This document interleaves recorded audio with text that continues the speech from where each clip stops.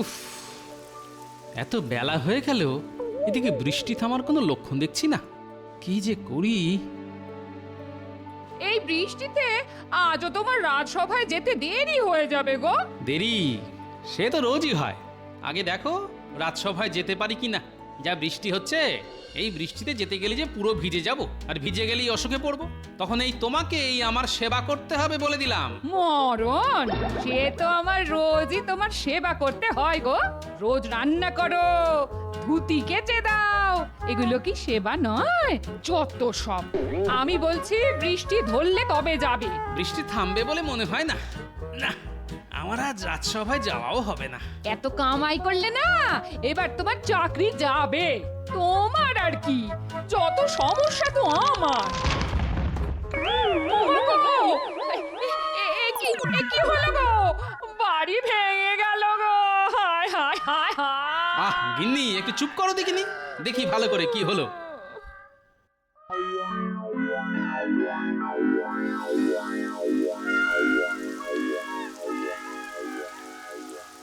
এ কি গো, তুমি আবার দাঁড়িয়ে ভিজছো কেন গো? এক্ষুনি ঢুকে এসো বলছি।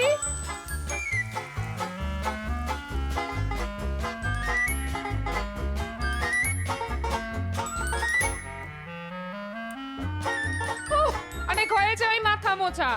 ওই কখানি চুল, তাতে অত মুছলে সেগুলো যাবে। বলি এবার কি করবে? বৃষ্টিটা একটু কমলো বলে মনে হচ্ছে না, কিন্তু আবার জোরে বৃষ্টি এলে পুরো বাড়িটাই ভেঙে পড়বে, এ আমি বলে দিলাম। হ্যাঁ, না না, এখন আমি বাড়ি সারাতে পারবো না। তার পারবে কেন? কিপটে বুড়ো, বাড়ি ভেঙে পড়লে তুমি এই বাড়িতেই বসে থাকবে, আমি বাপের বাড়ি চলে যাব, এ আমি বলে দিলাম। হ্যাঁ, আহ গিন্নি, খালি এক কথা, যেটা বোঝো না সেটা নিয়ে আর কথা বলো না তো। তাই না? আমি কিচ্ছু বুঝি না না, যত বোঝো তুমি। তা আমি কি বুঝি না শুনি? এই বাড়ি সারিয়ে কোনো লাভ নেই। এটা তুমি ঠিক বলেছো, আমার বহুদিনের শখ একটা দোতলা বাড়ি। বাবা, বহুদিনের শখ, আগে তো বলনি, এই প্রথম শুনলাম। বললে কি আর তুমি পারতে? এখন বানাও, একটা দোতলা বাড়ি বানাও তো। আচ্ছা, একটা দোতলা বাড়ি বানাতে কত খরচা তোমার ধারণা আছে? ও সব আমি শুনতে চাই না, তোমার যা দরকার তুমি মহারাজের কাছে চাও। দেখি কি হয়। এবারে ফসল বেশি বৃষ্টির জন্য নষ্ট হয়েছে, প্রজারা ঠিকমতো খাজনা দিতে পারছে না। এই সময় মহারাজ কি দিতে পারবে? বলি অত ভাববার কি আছে? তুমি সাহায্য কেন পাবে না? তুমি আগে চেয়ে দেখো। তবে মহারাজ না দিলেও আমি কিন্তু কিচ্ছু শুনতে চাই না। হ্যাঁ, আমার দোতলা বাড়ি চাই। হ্যাঁ হ্যাঁ গিন্নি, তুমি হচ্ছে সীতার মতো, খালি বলে সোনার হরিণ চাই, সোনার হরিণ চাই। এদিকে আমি রামচন্দ্রের মতো বনবাসে যেতে পারলেই বাঁচি। আগে দোতলা বাড়ি বানাবে, তারপর তুমি বনবাসে যাও আর যেখানে খুশি যাও, আমার কোনো মাথা ব্যথা নেই। মাথা ব্যথা তোমার হবে কেন? আমার মাথা তুমি ব্যথা করে দিচ্ছ।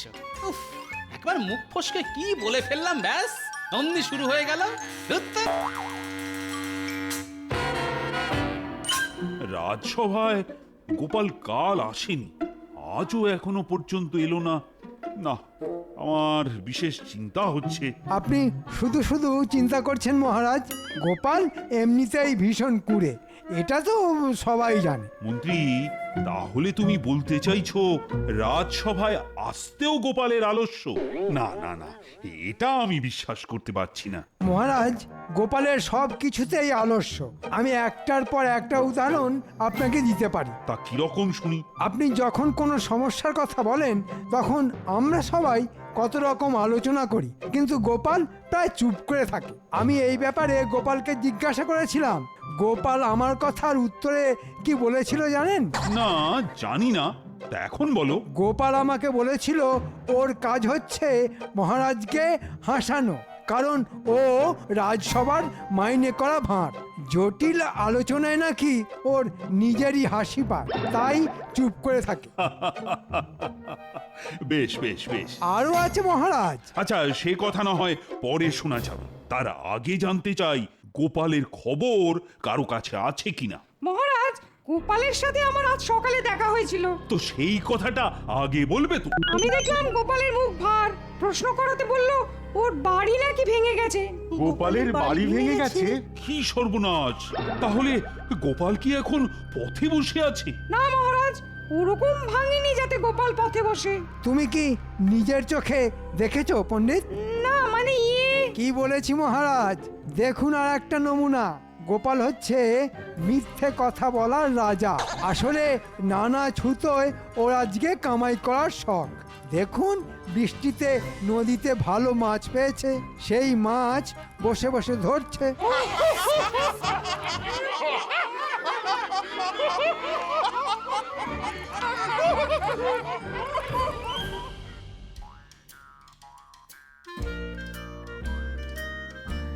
না, আজকে দেরি হয়ে গেল। মহারাজের থেকে ঠিক কতটা সাহায্য চাইবো সেই হিসাব নিকাশ করতেই বেলা হয়ে গেল। সাবধানের মার নেই মহারাজ, দেখবেন গোপাল এসেই ওর বাড়ি ভাঙার কথা বলে সাহায্য চাইবে। আহা, আগে গোপালকে আসতে দাও। তবে মহারাজ, গোপালের কুষ্ঠিতে কিন্তু আমি বাড়ি ভাঙার লক্ষণ দেখতে পাচ্ছি। আমার মনে হয় কথাটা মিথ্যে নয়, তবে এও দেখতে পাচ্ছি গোপালের কুষ্ঠিতে। আপনি বরং মহারাজের কুষ্টি নিয়ে ভাবলে আমাদের এই কৃষ্ণনগরের উন্নতি হয়। মন্ত্রী, এসেছে, গোপাল এসেছে। এই তো গোপাল। নিজের জায়গায় বসো গোপাল। মহারাজ, একটা কথা বলি। বলো কবি, বলো। গোপাল কি ভুলে গেছে হাসাতে, নাকি তার মন পড়ে আছে ভাঙা বাসাতে? বাহ মহারাজ, একদিক থেকে ভালোই হলো, আমাকে আর কষ্টের কথা কষ্ট করে বলতে হলো না। গোপাল, তোমার বাড়ি ভেঙে গেল কি করে? পুরনো হলে যা হয় আর কি, অনেকদিন সারানো হয়নি, এত বৃষ্টি। বুঝলাম গোপাল, তোমার একটু এখন কঠিন সময় যাচ্ছে। তা তোমার বাড়ির সবাই ঠিক আছে তো? হ্যাঁ মহারাজ, কিন্তু মহারাজের কাছে আমার একটা আর্জি ছিল। বলে ফেলো গোপাল। ভাবছি এবার একটা পাকা দোতলা বাড়ি না হলেই নয়। হ্যাঁ, সে তো ঠিকই, নইলে আবার ঝড় চলে বিপদ হবে। মহারাজ, আমার কাছে একটা দোতলা বাড়ি বানাবার মতো অর্থ নেই, তাই যদি আপনি কিছু সাহায্য করেন তাহলে এই মরশুমে আমার বাড়িটা হয়ে যায়। কি সর্বনাশ! গোপাল, তোমার হলো কি? তুমি মহারাজের কাছে সাহায্য চাইছো সামান্য একটা বাড়ির জন্যে? মন্ত্রী মশাই, একটা বাড়ি কখনো সামান্য হতে পারে কি? নিশ্চয় গোপাল, যেখানে রাজ্যের প্রজারা ঠিকমতো খেতে পাচ্ছে না কারণ ফসল নষ্ট হয়েছে, সেখানে তোমার বাড়ির জন্যে মহারাজ কি সাহায্য করতে পারেন? গোপাল একটা দরকারি চেয়েছে, আর এটুকু সাহায্য আমরা রাজকোষ থেকে তো করতেই পারি। না মহারাজ, রাজকোষের অবস্থা খুব খারাপ। আমি খাজাঞ্চিকে এক্ষুনি ডেকে আনছি, যদি আপনি অনুমতি করেন। ঠিক আছে, ঠিক আছে মন্ত্রী, তুমি খাজাঞ্চিকে ডেকে পাঠাও। মহারাজ, খাজাঞ্চি নেই, ওকে বাইরে থেকে আমি ডেকে আনছি।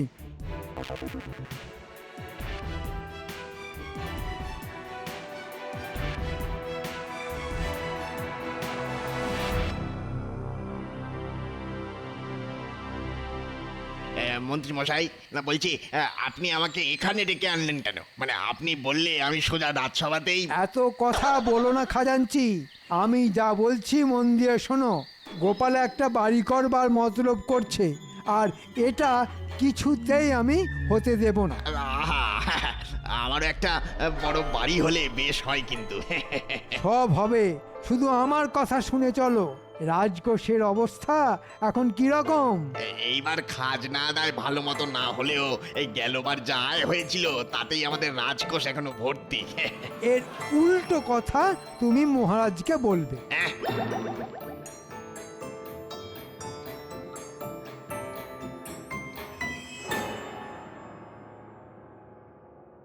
মন্ত্রী, তোমার অনেক দেরি হলো যে। মহারাজ, আমি খাজাঞ্চিকে খুঁজেই পাচ্ছিলাম না। খাজাঞ্চি ওর বাড়িতে ছিল না। ওরও মহারাজ বাড়ি অনেকটা ভেঙে গেছে, তাই নির্জনে বসে কাঁদছিল, তাই না খাজাঞ্চি? আগে হ্যাঁ মহারাজ, মানে ভাবতেই আমার এখন কান্না পাচ্ছে। আচ্ছা আচ্ছা, ঠিক আছে, এখন কেঁদো না। মহারাজ, আমাদের খাজাঞ্চি শুধুমাত্র ওর বাড়ি সারাতে চায়, সেটা প্রয়োজন, আর সেটাও করা যাবে না। আপনি খাজাঞ্চির মুখ থেকেই শুনুন। মহারাজ, আমাদের খুব দুর্দশা চলছে। আমাদের প্রজাদের খাজাঞ্চি।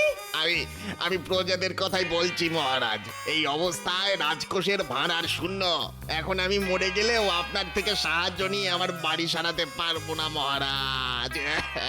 আহা, দেখেছেন মহারাজ, দেখেছেন কি অসামান্য দেশভক্তি। আর গোপাল সেখানে একটা আস্ত বাড়ি, তাও আবার দোতলা। হ্যাঁ, আমাদের রাজকোষের এত খারাপ অবস্থা হলে তো দেখছি নবাবের কাছে মুখ দেখানোই দায় হয়ে উঠবে। এই সব হলো মন্ত্রীর শয়তানি, আমি বেশ বুঝতে পারছি, কিন্তু উপায় আমি খুঁজে পেয়েছি। মহারাজ, আপনি চিন্তা করবেন না, আমি নিজে নবাবের কাছে গিয়ে প্রজাদের দুর্দশার কথা বলে খাজনা মকুব করতে বলবো। বলবে গোপাল, বলবে। হ্যাঁ, তুমিই পারো। নবাব তোমাকে পছন্দ করেন বলেই তো আমি জানি। কিন্তু গোপাল, তুমি নিশ্চয়ই বুঝতে পারছো যে প্রজাতির এই অবস্থা আর রাজকোষের এই অবস্থা, সেখানে তোমার পাকা দোতলা বাড়ির জন্য অর্থ সাহায্য করা মানে এই মুহূর্তে সম্ভব হচ্ছে না। আমি বুঝতে পেরেছি মহারাজ, হ্যাঁ, আপনি নিশ্চিন্তে থাকুন, এখন আপনার সাহায্য করার প্রয়োজন নেই। এই বিলাসিতা যে এখন করা উচিত হবে না, এটা গোপাল তুমি বুঝতে পেরেছো, এটাই যথেষ্ট। আগে হ্যাঁ মন্ত্রী মশাই, আমি সবটাই বুঝতে পেরেছি। ব্যাটার ঠিক কি বলতে চাইছে আর কি ধান্দা নিয়ে নবাবের কাছে যাচ্ছে কিছু বুঝতে পারছি না।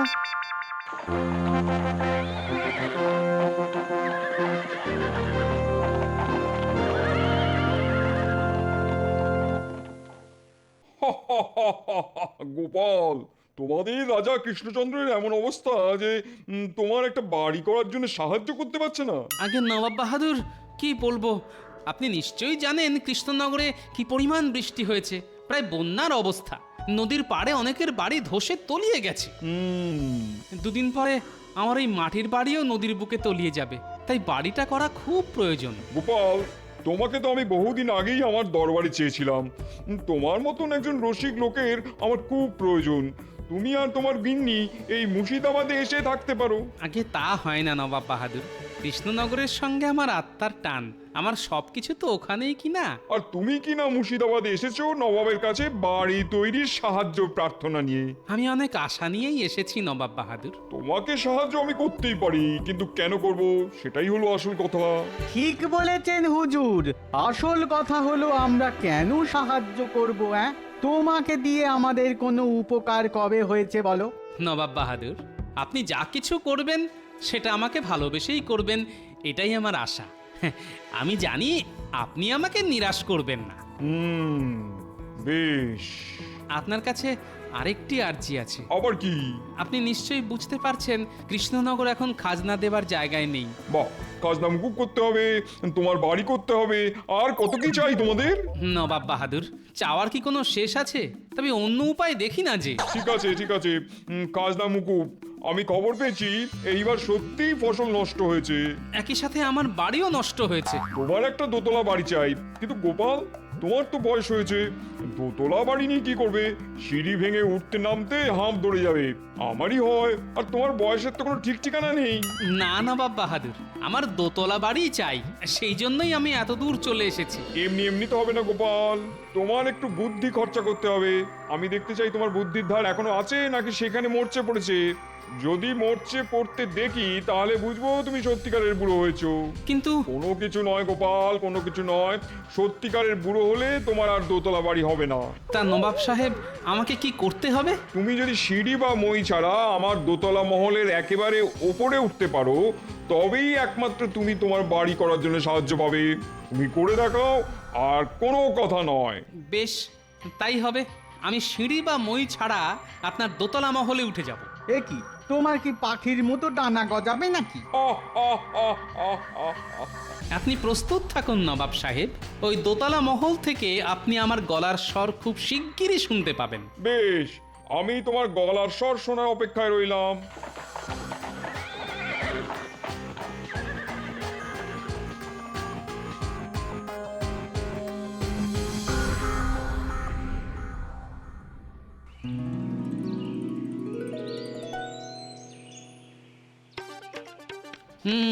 খুব বড় মুখ করে তো নবাব বাহাদুরকে বলে দিলাম, কিন্তু মাথায় যে কিছুই আসছে না।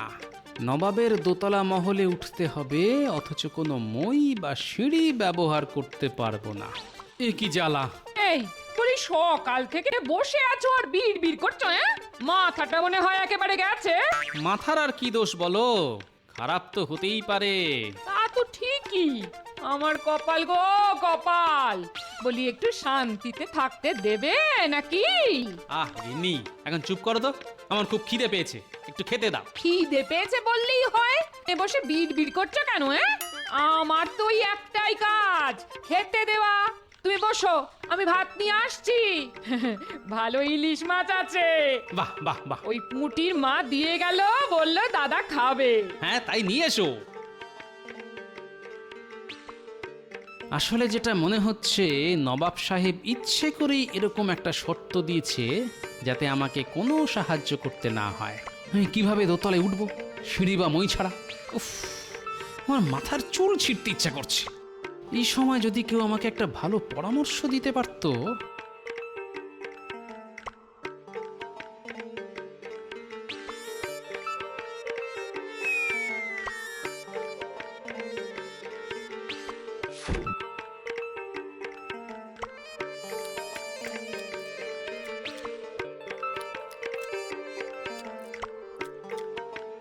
আরো একটা মাছ দাও দেখি, আর কয়েক হাতা ভাত দাও। বাবা, লোকের মুখে শুনি বয়সকালে খাওয়া কমে যায়, এর দেখি উল্টো। যতদিন যাচ্ছে তত খাওয়া বাড়ছে, বেড়েই যাচ্ছে।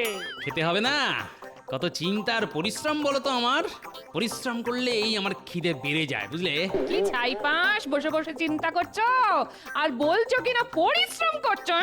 তোমার কোনো কাজ নেই, সারাদিন ঝুড়ি ঝুড়ি খাও আর হাতির মতো ভুঁড়ি বাড়াও। কি বললে গিন্নি? হাতি? বাহ গিন্নি, তোমার জবাব নেই। আমলো যা, হাতির কথা শুনে এত আনন্দ হলো কেন? ভীমরতি একেই বলে। ওর নাম কি মাহুত? নাম ওর চঞ্চল, কিন্তু কিন্তু ও খুব শান্ত হাতি, যা বলি তাই শোনে।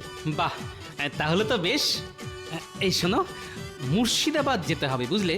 অনেকটা দূরের পথ। তা তোমার চঞ্চল শান্ত থাকবে তো? আগে উপযুক্ত পারিশ্রমিক পেলে চঞ্চল শান্ত থাকবেই। হ্যাঁ হ্যাঁ, বুঝেছি বুঝেছি। আগে চলো, ঠিক মতো থাকলে পারিশ্রমিক নিয়ে চিন্তা করতে হবে না। আজ্ঞে হুজুর, যথা আজ্ঞা।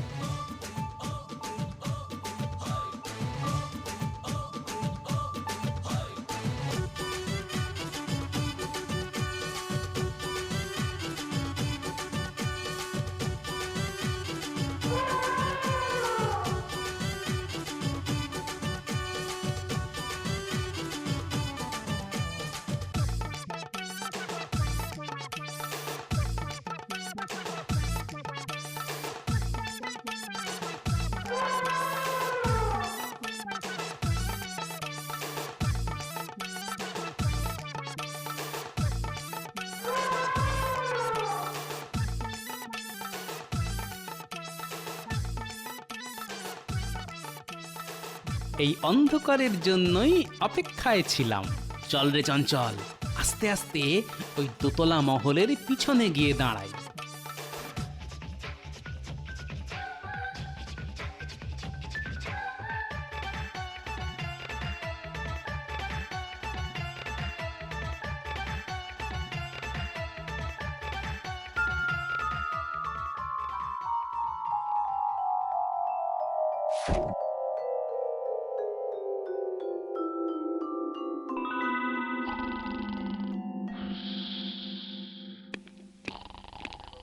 সুপ্রভাত নবাব বাহাদুর।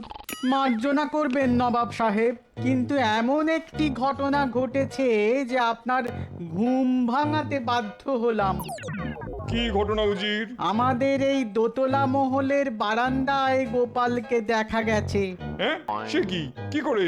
সিঁড়ির সামনে তো প্রহরী, তোমরা কি ঠিক দেখেছো? আমি নিজের চোখে দেখিনি, তবে গোপাল যদি উঠেও থাকে কোনো সিঁড়ি বা মই ছাড়া উঠেছে।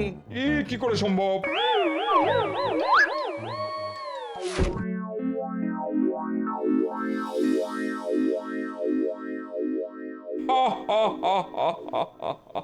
কেউ নেই উজির, আগে যে গুজব ছড়াচ্ছে তার আমি গর্দান নেবো। নবাব বাহাদুর তাই তো টুকি এ তো গোপালের